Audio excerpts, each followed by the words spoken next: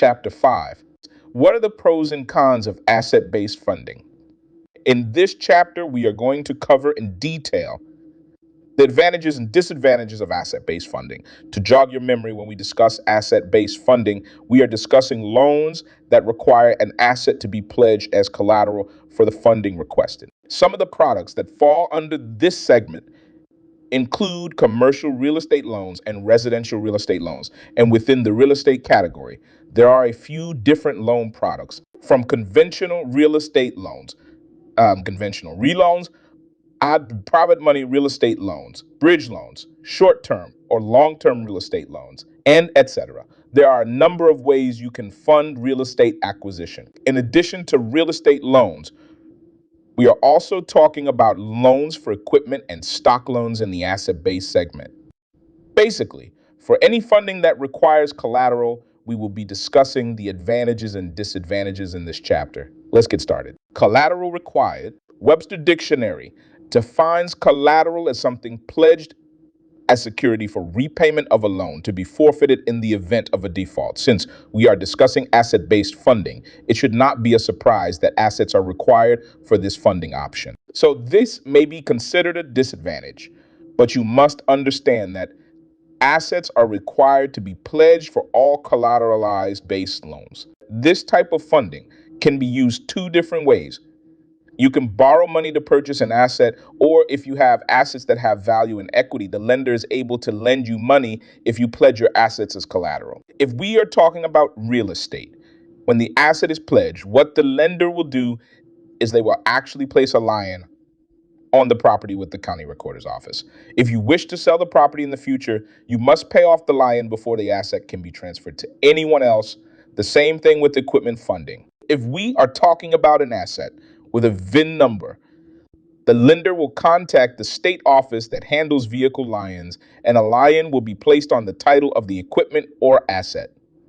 And just like the real estate, for you to sell or transfer ownership of the asset, you must pay off the lender for the lion to be released from the specific asset that was collateralized. When it comes to office furniture or stock loans where there is no VIN like equipment or no parcel number like real estate, a lender can place a lion on the business a few different ways, but the most commonly used form of placing the lion is the lender will file what is called the UCC filing.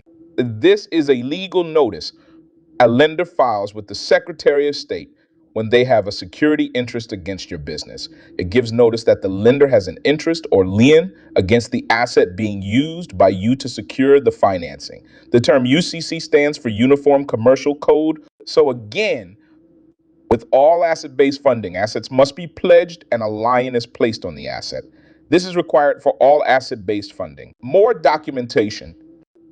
Unlike credit-based or revenue funding, there is more documentation that the lender reviews and is required for asset-based transactions.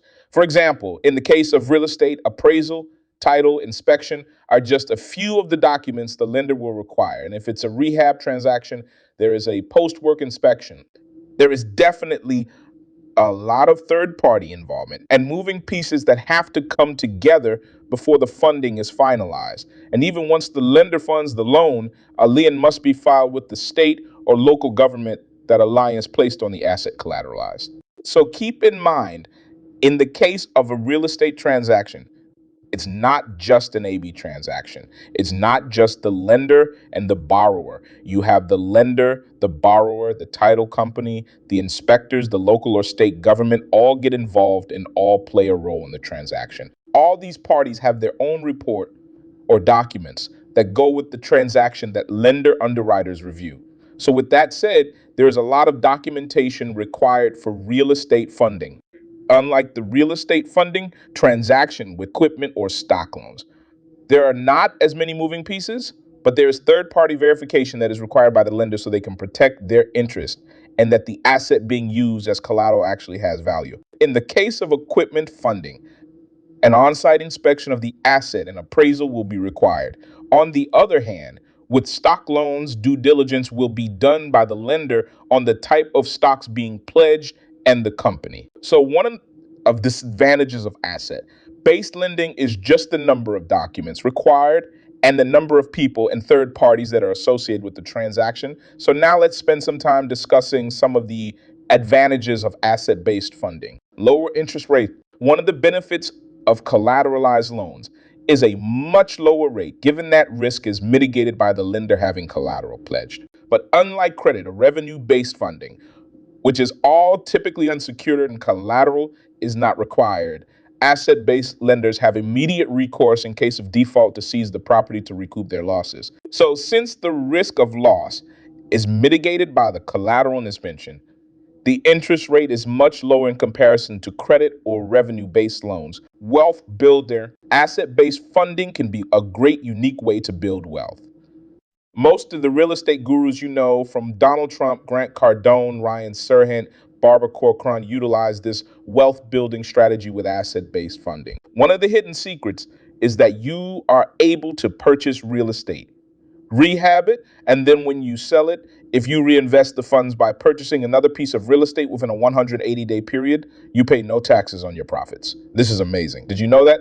Let me repeat myself because I'm not sure if you get it. If you sell rental or investment property, you can avoid capital gains taxes and depreciation recapture taxes by rolling the proceeds of your sale into a similar type of investment within 180 days using Section 1031 of the tax code. This is a strategy that most of your favorite real estate investors use to build wealth. They are able to do this over and over again.